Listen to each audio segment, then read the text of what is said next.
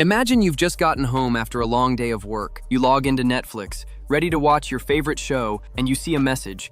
Your bill just went up 60%. Not a small bump, 60%. When this happened recently, almost overnight, Netflix lost nearly 1 million subscribers. People were furious. But here's the interesting thing. From an economic standpoint, Netflix actually predicted most of that would happen. They ran the numbers. They understood a concept called elasticity, and they used it to make that decision anyway. Imagine walking into your favorite coffee shop and finding out the pricing has changed. The coffee is still the same price, but now you have to pay separately for creamer and sugar. Suddenly, what used to be simple becomes a decision. Do you pay more or change your habits? This is exactly what happened when companies like Netflix changed their pricing models. Some customers stayed while others canceled. But why? The answer lies in a key economic concept: elasticity, how much people respond when prices change. Today, we're going to break down elasticity in a simple way so you can understand how it affects consumers, businesses, and even government policy. By the end of this video, you'll understand exactly how businesses, governments, and consumers use this idea every single day. Let's set the context. In economics, we already know a basic rule. When prices go up, people usually buy less. When prices go down, people buy more. This is known as the law of demand. But here's the real question. How much does behavior actually change? That's where elasticity comes in. Think about dropping two things off a balcony: a tennis ball and a brick. The tennis ball bounces. The brick just thuds. In economics, we use that same idea. Elasticity measures how much one thing responds when something else changes. Specifically, price elasticity tells us when the price of something goes up or down, how much does the quantity that people buy or that producers supply actually change? This matters in the real world. For example, governments tax cigarettes not only to raise money, but also to reduce smoking. But if people don't reduce their smoking much when prices rise, then the tax brings in more revenue. If they do cut back significantly, revenue might not increase as much. The same logic applies to businesses. If a company raises prices, will customers keep buying or walk away? Understanding elasticity helps answer that. Price elasticity of demand. Price elasticity of demand measures how much quantity demanded changes when price changes. If demand is elastic, consumers are very responsive. If demand is inelastic, consumers are not very responsive. If demand is unitary, response is proportional. Elastic demand means a small price change leads to a big change in quantity. Inelastic demand means even large price changes don't affect behavior much. For example, luxury goods, like vacations or restaurant meals, elastic. Necessities, like housing or electricity, inelastic. Elasticity changes along the curve. Here's something important. Elasticity is not constant along a demand curve. At higher prices and lower quantities, demand tends to be more elastic. At lower prices and higher quantities, demand tends to be more inelastic. Even if price changes by the same amount, the percentage change is what matters, and that changes depending on where you are on the curve. Price elasticity of supply. Elasticity also applies to producers. Price elasticity of supply measures how much quantity supplied responds to price changes. Elastic supply, producers can easily increase output. Inelastic supply, producers struggle to adjust production. For example, goods like pizza or books, elastic supply. Limited goods like housing in prime locations, inelastic supply. Polar cases, perfect elasticity and perfect inelasticity. Now, there are two extreme cases worth knowing. Perfect elasticity, or infinite elasticity, means any tiny price change causes quantity to swing wildly. The curve is perfectly horizontal. Think of commodities like pencils or bread, where competition is fierce and substitutes are everywhere. On the other end, perfect inelasticity means price can change all at once and quantity won't move at all. The curve is vertical. Think of dialysis machines for kidney failure patients. You need it regardless of cost. Life-saving medications often fall into this category. Between those extremes sits constant unitary elasticity, where every percentage change in price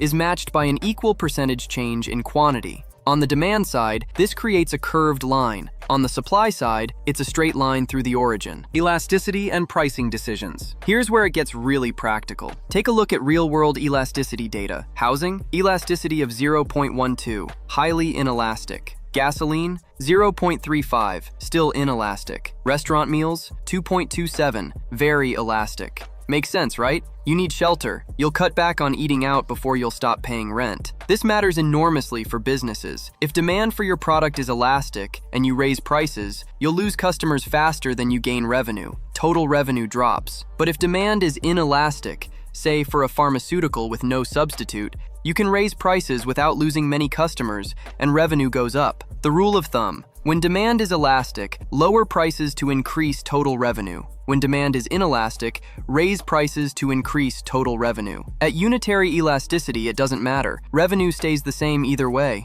Elasticity beyond price. Income and cross-price elasticity. Elasticity isn't just about price. Income elasticity measures how demand changes when income changes. For normal goods, like steaks, cars, or vacations, demand rises with income, so income elasticity is positive. For inferior goods, like generic brands or bus fare, demand actually falls as people earn more and can afford better alternatives. Cross-price elasticity looks at how a price change for one good affects demand for a different good. Substitute goods, like coffee and tea, have positive cross-price elasticity. If coffee prices go up, you drink more tea. Complement goods, like coffee and sugar, have negative cross-price elasticity. Higher coffee prices mean you buy less sugar too. Here's a real-world application that affects all of us: taxes. When the government puts an excise tax on a product, say cigarettes, who actually ends up paying for it? The producer or the consumer? The answer depends entirely on elasticity. If demand is inelastic,